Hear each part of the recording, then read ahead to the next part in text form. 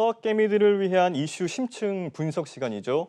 뉴욕 증시 A to G 시작하겠습니다. 조영 기자 함께합니다. 네, 안녕하세요. 안녕하세요. 조 기자, 바로 본론으로 한번 들어가 보죠. 오늘 어떤 기업입니까? 애플과 아마존, 이 빅테크들의 헬스케어 사업 이야기를 좀 해보려고 합니다. 바이오 헬스케어 시장하면은 단연히 차세대 미래 산업으로 꼽히잖아요. 맞습니다.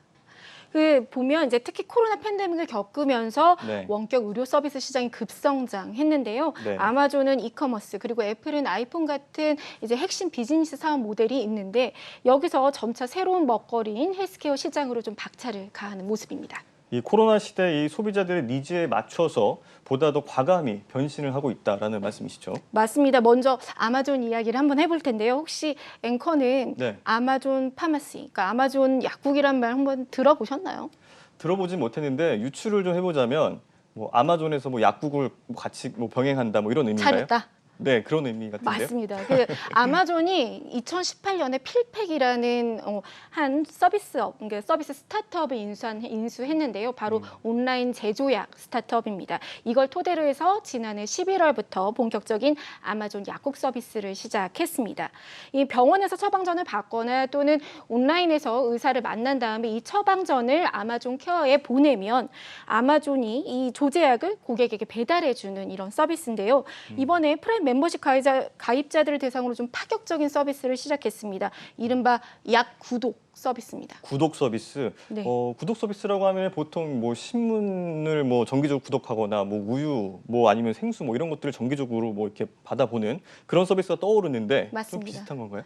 그렇습니다. 그러니까 고혈압이라든지 신부전증 또 고지혈증 같이 매일같이 약을 먹어야 하는 만성 질환들이 있지 않습니까? 네. 이거를 6개월치를 한 번에 받을 수 있도록 하는 서비스인데요. 가격이 $6에서 시작됩니다. $6. 네. $6 하면은 우리 돈으로 좀 환산을 해보면 한 7,000원 정도 되는 것 같은데 굉장히 저렴합니다. 그러니까 저도 처음에 봤을 때 제가 잘못 읽었나, 이거 네. 해석을 잘못했나라고 사실 여러 기사를 다시 살펴봤거든요. 네네. 이게 너무 저렴해서 이게 약 가격인지 아니면 6개월째 처방전을 줘서 이 서비스 가격인지를 봤는데 네. 여러 기사를 읽어봤더니 약이 맞았습니다. 아. 이 일반 약국에서보다 최대 80%나 저렴한 가격인데요. 고혈압이나 신부전증 그리고 고지혈증에 쓰이는 제네릭 복제약 중에 일부가 한 달에 $1씩 제공이 되고 또 이제 이게 각 약에 따라서 가격은 좀 다를 수 있을 것 같습니다. 그렇군요. 아무래도 소비자들 입장에서는 굉장히 반길 수밖에 없는 이야기일 텐데요. 네. 자주 약을 처방받으러 가지 않아도 되고요. 그렇죠. 그리고 또 약값도 저렴하다면 말이죠. 그러면은 미국은 이 의료보험 체계도 굉장히 복잡하잖아요. 그리고 이 약값도 굉장히 비싸기로 악명이 높지 않습니까? 맞습니다. 그래서 네. 이 아마존이 갖고 있는 어떻게 보면 최대 강점이 될 수 있을 것 같습니다. 미국은 이제 건강보험, 국민건강보험이 우리나라와 같이는 없죠. 그래서 개인의 보험에 따라서 약값이 다르고 또 처방전에 따라 각자가 보험사와 약값에 대한 협상도 나서야 합니다. 이거를 아마존 약국이 대신 해주겠다는 겁니다. 개별 협상이 아니라 규모의 경제로 훨씬 저렴한 가격에 살 수도 있고 약값 청구도 대행해 주는 겁니다. 그러면 결국에는 이 아마존이 이 약국을 더 넘어서 어떻게 보면 의료보험 시장 진출도 좀 노린다라는 말로도 들리는데요. 물론 이제 약국이 끝은 아니겠죠. 네. 온라인 약국 서비스를 통해서 결국은 의료보험 관련 플랫폼을 만들지 않겠느냐라는 것이 시장 업계의 전망이고요. 그리고 인수한 스타트업 중에 헬스 내비게이터라는 기업이 있습니다. 이걸 기반 삼아서 원격 의료 서비스 아마존 케어도 이제 시작에 나섭니다. 먼저 자사 직원들에게 먼저 시범 서비스를 시작했고 기업을 대상으로 올 여름부터 본격적으로 박차를 갈 예정입니다. 그렇군요. 그러면 아마존이 이미 뭐 갖춰놓은 그런 물류 인프라들 그리고 뭐 데이터 클라우드 등에다가 이제 헬스케어를 더 얹다 보니까 맞습니다. 굉장히 강력한 플랫폼을 갖추게 될 것 같습니다. 자, 그러면 주가 흐름 어떻습니까? 그러니까 지난주 뉴욕 증시 3대 지수를 보면 모두 떨어졌습니다. 그런데 상대적으로 아마존은 좀 두드러지는 강세를 나타냈는데요. 지금 보시는 것처럼 아마존이 지금 보이지 않고 있네요. 4.18% 아주 초록색으로 두드러지게 보이는 모습입니다.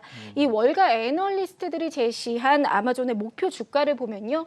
평균 $4,272 선입니다. 현 주가 대비 23% 높은 수준이고요.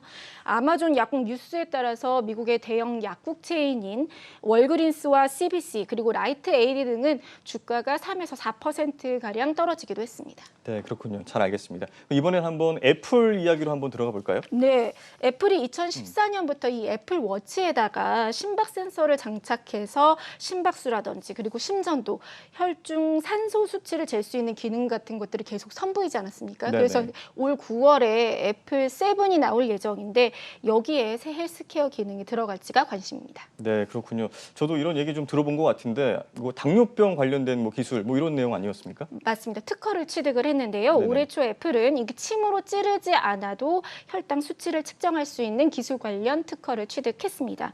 비침습 혈당 수치 판도 기능이라고 하는데 이것이 애플워치 시리즈 7에 들어갈지 이 여부에 대해서 업계가 주목하고 있습니다. 하지만 FDA 인증이 여전히 걸림돌로 남아서 상용화에는 시간이 좀 걸릴 수도 있다라는 시선도 있습니다. 아무래도 이 애플워치가 보다 더 많은 그런 메디컬 센서 뭐 그런 기능들을 좀 넣을수록 네. 어떻게 보면 이 FDA와의 관계가 조금 더 복잡해질 수가 있다는 얘기입니다. 그죠? 맞습니다. 그래서 이번 WWDC를 보면요. 하드웨어적으로 어떤 혁신적인 기술이 나왔다기보다는 이게 스트레스 관리나 수면의 질을 높여주는 소프트웨어, 명상 앱 등이 발표가 됐습니다. 그리고 이제 애플도 궁극적으로는 이 애플워치를 통해서 취합하는 어떤 수집 데이터라든지 이 관리를 통해서 결국은 원격 진료 서비스에 나서겠다라는 방침입니다. 이 월스트리트 저널 보도에 따르면 애플이 의사들을 직접 고용해서 이른바 애플 닥터라고 부르는데요. 이들을 통해서 의료 서비스를 제공하는 가치인 캐스퍼 프로젝트를 가동 중에 있다고 합니다. 그리고 이를 위해서 의사와 엔지니어, 디자이너 등 이미 팀도 구성을 꾸린 것으로 알려져 있고요. 헬스케어 R&D 예산도 기존의 8배 이상 늘었습니다. 이 모건 스탠리 전망 보고서를 보면요. 2027년이면 애플이 헬스케어 부문에서만 연간 최대 3천억 달러가 넘는 매출을 올릴 것이다. 이런 전망이 나왔는데요. 지난해 애플의 전체 매출이 2,745억 달러였던 점에 비춰보면 애플의 앞으로 헬스케어 사업에서만 이를 훌쩍 뛰어넘는 매출을 거둘 것이란 진단이 나오고 있습니다. 네, 그렇군요. 글로벌 컨텐츠부 조영 기자와 함께했습니다.